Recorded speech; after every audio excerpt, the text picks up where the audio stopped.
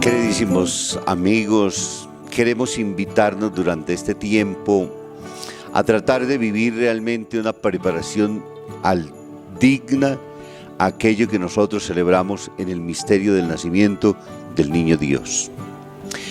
Solemos fácilmente nosotros confundir desde el primer momento en que se encienden luces, en que el mundo, podríamos decir, no pagano, pero un mundo particularmente comercial, comienza a ir organizando ya, haciendo entender que el periodo de la Navidad ha llegado.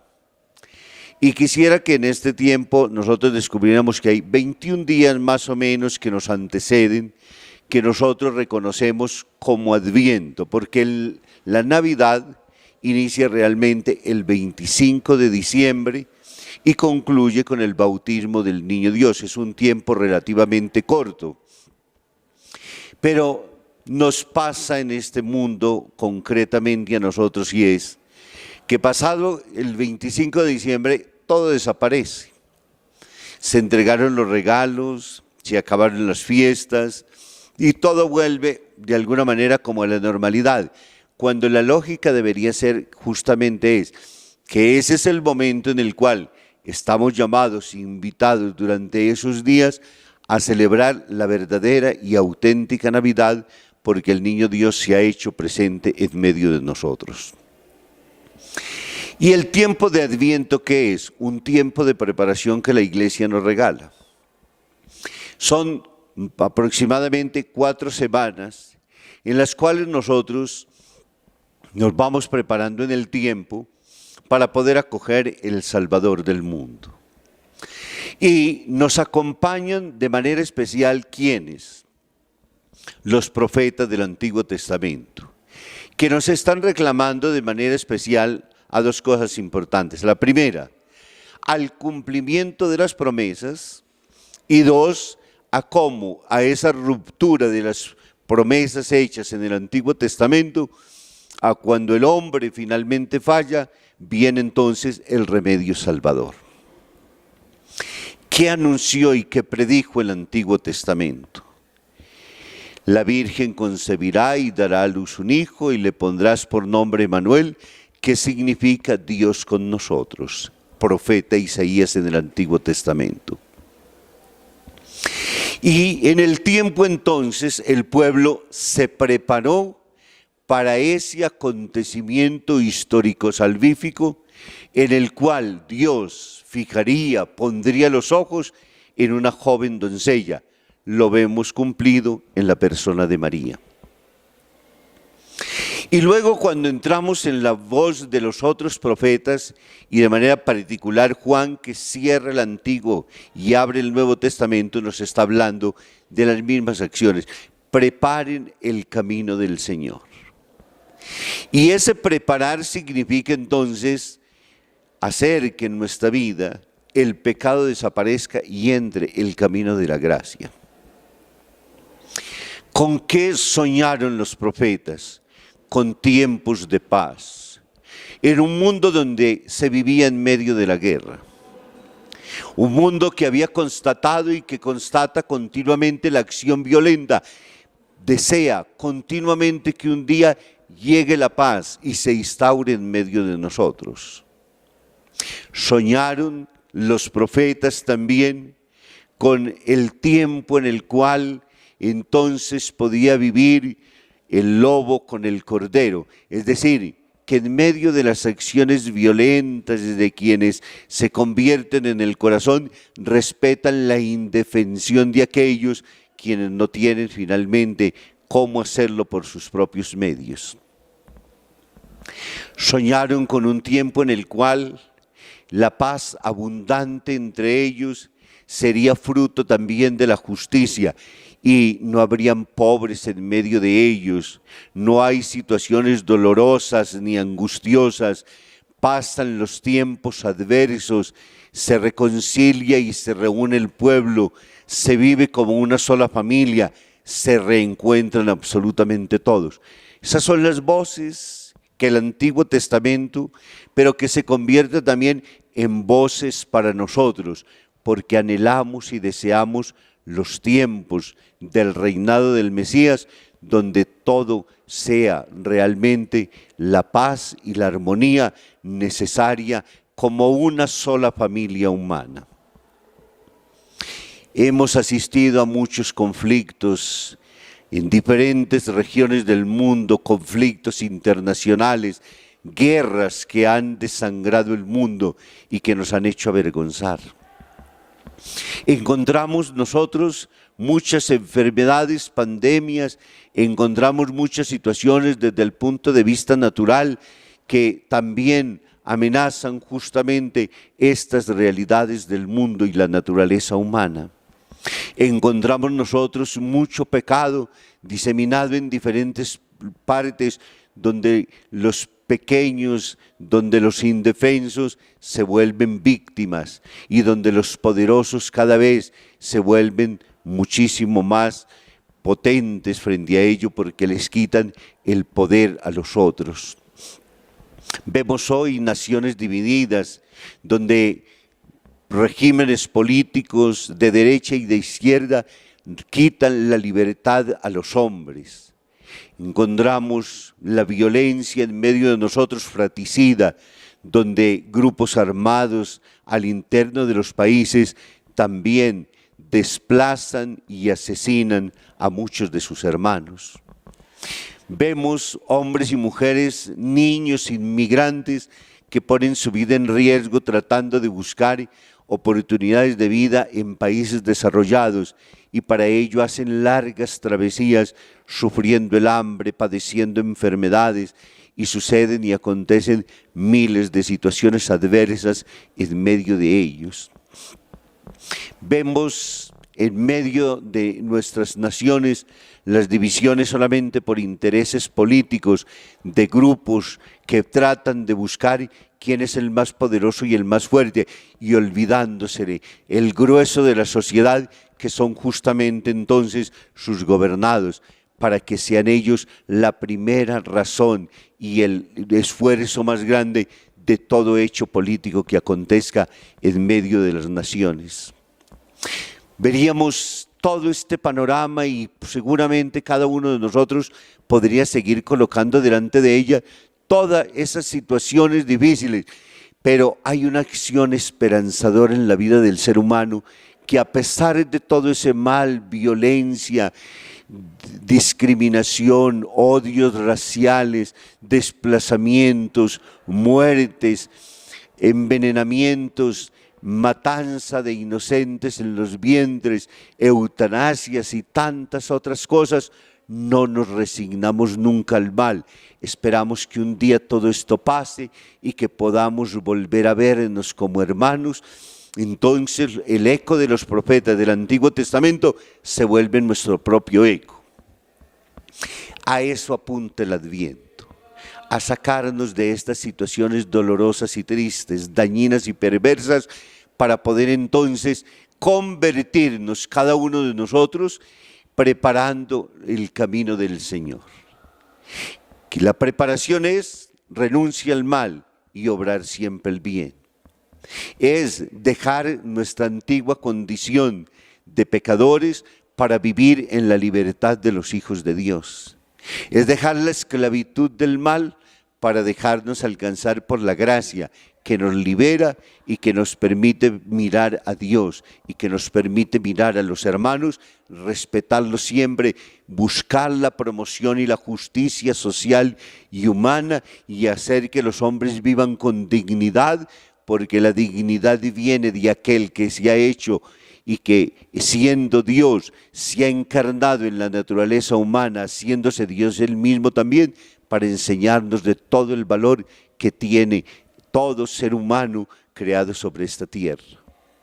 Es un bellísimo programa realmente el que nos presenta el tiempo del Adviento, y por ello no habremos de confundirlo solamente con jingles, con luces, con adornos, con todo lo que el mundo del comercio, de lo cual no queremos desdeñar tampoco, porque hacen falta. Pero lo que hay que entender es que no solamente es mundo de comercio para olvidarnos de Dios y para dejar que lo principal, lo más importante, sea entonces lo que nosotros debemos celebrar: la venida del Rey de Reyes en la humildad de una cuna, el hombre que viene a enseñarnos cómo debemos amar a Dios y cómo debemos amarnos los unos a los otros, y el que nos enseña el camino para poder alcanzar todos los anhelos de los cuales cada uno de nosotros espera siempre interiormente.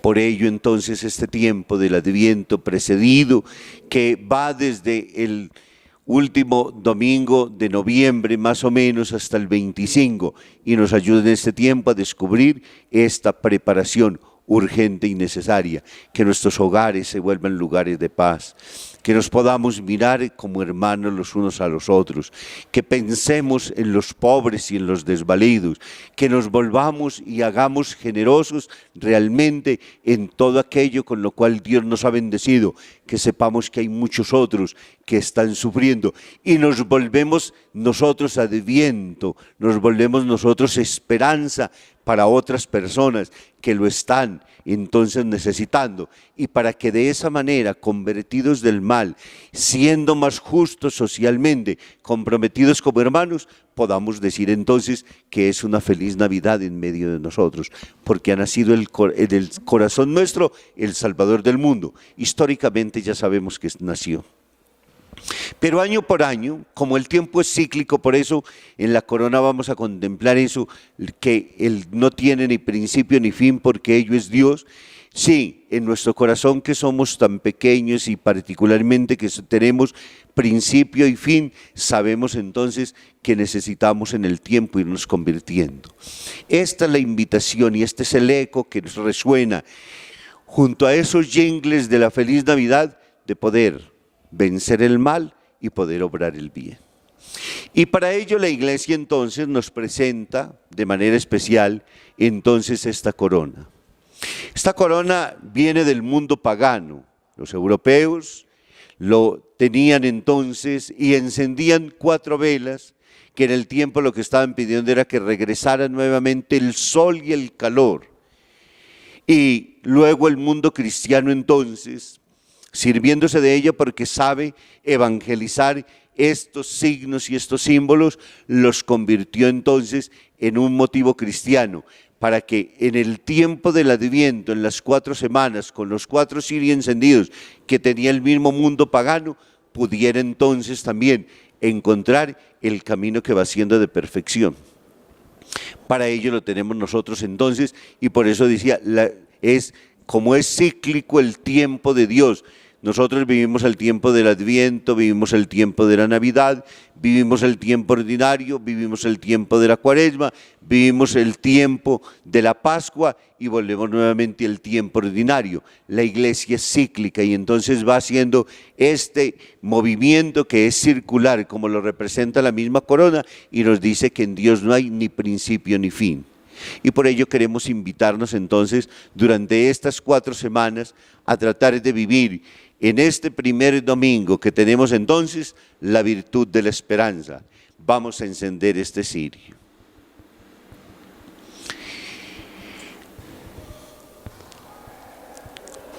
Para ello nos acompaña el apóstol San Pablo en la carta a los Romanos en el capítulo 15, versículos del 12 al 13. Brotará la raíz de Jesé, el que se levantará para gobernar las naciones, y en él las naciones esperarán. Que al vivir ustedes su fe, el Dios de la esperanza los llene de toda alegría y paz, hasta desbordar esa misma esperanza por el poder del Espíritu Santo. La virtud esclava de la fe se llama justamente la esperanza. Esperar. El don más grande que tenemos nosotros los seres humanos se llama justamente esperanza. Todo en la vida siempre está, de alguna manera, con una visión esperanzadora. Nos enfermamos y la invitación es entonces a que seamos esperanzados siempre en que habremos de superar el momento de la angustia y del dolor y de la enfermedad y que regresará nuevamente la salud. Sembramos con la esperanza de tener cosechas, estudiamos con la esperanza de conseguir un título, ahorramos con la esperanza del carro, de la vivienda, de tantas otras cosas. El ser humano es un ser de esperanza siempre. Todo en su vida le habla de que hay que esperar y que ese tiempo de espera se cumplirá. Y ella es una virtud extraordinariamente grande y maravillosa, de la cual entonces el mismo apóstol nos invita para que vivamos la fe en el Dios de la esperanza, que nos llena todo de alegría y de paz, hasta que desborde esa misma esperanza por el poder del Espíritu Santo, que se cumpla totalmente todo lo que hemos esperado. Cuánta celebración hay en torno a nosotros cuando llega el día del grado, cuando tenemos la casa, cuando podemos entonces adquirir el carro, cuando nosotros hacemos un viaje, cuando suceden tantas cosas bellísimas, cuando llega el hijo deseado y esperado, cuando se colman las expectativas y las esperanzas de lo que estábamos con tanto gozo dentro de nosotros mismos deseando. Dios lo hace pleno. Invitamos a que esta primera semana esté movida particularmente en nosotros siempre por la acción de la esperanza, que coloquemos absolutamente todo allí y que desde ella descubramos y entendamos siempre que Dios nos invita a esperar siempre, y el que espera no desespera, porque Dios cumple toda esperanza. La segunda semana está movida particularmente por la fe. Lucas, en su Evangelio, en el capítulo 2, versículos 14, nos dice: gloria a Dios en las alturas y en la tierra paz a los hombres amados por Él. La fe es la realización de todas las esperanzas que nosotros tenemos. La fe mueve absolutamente toda nuestra vida. La fe es la que nos hace a nosotros, desde todo momento y desde toda acción siempre, saber que hay un ser superior en el cual se fundan nuestras raíces y nuestras esperanzas. La fe es la virtud más grande que Dios nos da a nosotros. Y esta fe está movida particularmente en ello, en que el cumplimiento de las obras de Dios, gloria a Dios en el cielo, en las alturas, y en la tierra paz a los hombres de buena voluntad, a los que Dios ama. Porque Dios cumple sus promesas, porque Dios nos permite a nosotros aspirar, desear y anhelar siempre de que todo llegue a su propio fin. Y Dios, que ha sembrado en nosotros la virtud de la fe y de la esperanza, no puede ser tan malo justamente de no cumplirlas, pero sabemos bien que no llegará y que no habrá palabra que no se cumpla de Dios. Todas, el cielo y la tierra pasarán, mas mis palabras no pasarán, se cumplirán una a una. Y la fe es esa capacidad trascendente del ser humano de abrirse siempre a la trascendencia para reconocer: somos seres limitados. No somos nosotros la causa eficiente de cuanto existe y de nosotros mismos. Hemos recibido la vida. Somos fruto del amor misericordioso de Dios. Todo cuanto existe es obra creada por Él. Por ello fundamos nosotros nuestra esperanza. Y tenemos razones ciertas para poder decir que esta virtud para nosotros no es un engaño, es una realización. Y por ello se cumple en cada hombre y en cada mujer en la medida en que, abierto siempre al don trascendente, llena su vida de esperanzas. Porque cuando el hombre niega a Dios, se niega a sí mismo. Pero a la vez también, cuando niega a Dios, se vuelve violento, destruye todo cuanto existe. Su vida carece de sentido, las esperanzas se cierran. Un hombre, pregunta Chesterton justamente, cuando un ateo tiene una gran alegría, ¿a quién le agradece? Pareciera como irónico, pero es una realidad. Si nosotros no creyéramos, ¿qué podríamos justamente entonces decir? Y todos necesitamos de alguna manera siempre estar movidos por esta, que es una utopía de la vida junto a la esperanza, pero que nos hace llenar de consuelo a nosotros mismos a medida que vamos caminando. Nuestra tercera semana entonces estará revestida de la alegría y por ello el corazón, por ello el color de la vela tiene un sentido de manera particular y es rosado, que nos habla entonces a nosotros de estar alegres. ¿Por qué? Porque el ángel dijo, no teman, porque les anuncio una buena noticia que será de gran alegría para todo el mundo. La promesa se ha cumplido por boca del ángel que le anuncia a María. La saluda con las palabras, Dios te saluda María, llena eres de gracia. Y le anuncia esa gran noticia, esperada como decía, desde el Antiguo Testamento. El profeta Isaías muchos siglos antes ya había dicho, miren, la Virgen está encinta y le pondrá por nombre aquel fruto de su vientre, Emanuel, que significa Dios con nosotros. Esa noticia esperada por tantos es la noticia que a nosotros también nos alegra y cada año se renueva. Esto, como decíamos, como somos seres temporales y como nosotros vivimos de las celebraciones y la celebración da el sentido y el gusto a la vida, nos hace sentir alegres. Por ello, el celebrar el que Dios se aproxima. Ya nos queda poco tiempo, ya está para llegar, ya viene en medio de nosotros, ya nos hace sentir entonces que ahora somos nosotros acogidos por los anhelos que tiene el corazón, por las promesas que Dios le ha hecho a su pueblo, que a pesar del pecado y del mal, no ha renunciado a este valor e intención de querernos salvar. Si el hombre fue infiel y si el hombre falló frente a los pactos establecidos por Dios, Dios permanece fiel y en vez de decir no, Él lo que hace es agotar toda su pedagogía divina y finalmente nos envía a su Hijo. Por ello es la buena noticia. Dios acampa en medio de nosotros, coloca su tienda en medio de su pueblo, vive en medio de los pecadores, vive en medio de los hombres necesitados, vive en medio de los débiles y de los frágiles, vive en medio de todos aquellos que humildemente abren el corazón para decirle, Señor, te necesitamos. Alegría del pueblo, alegría que tiene que convertirse también para nosotros en motivo de celebración, alegría que nos tiene que llenar entonces a nosotros de la inmensa y profunda, única y extraordinaria noticia que llena el mundo entero. Los ángeles la anunciaron y el cielo en ese momento entonces también se desbordó sobre la tierra.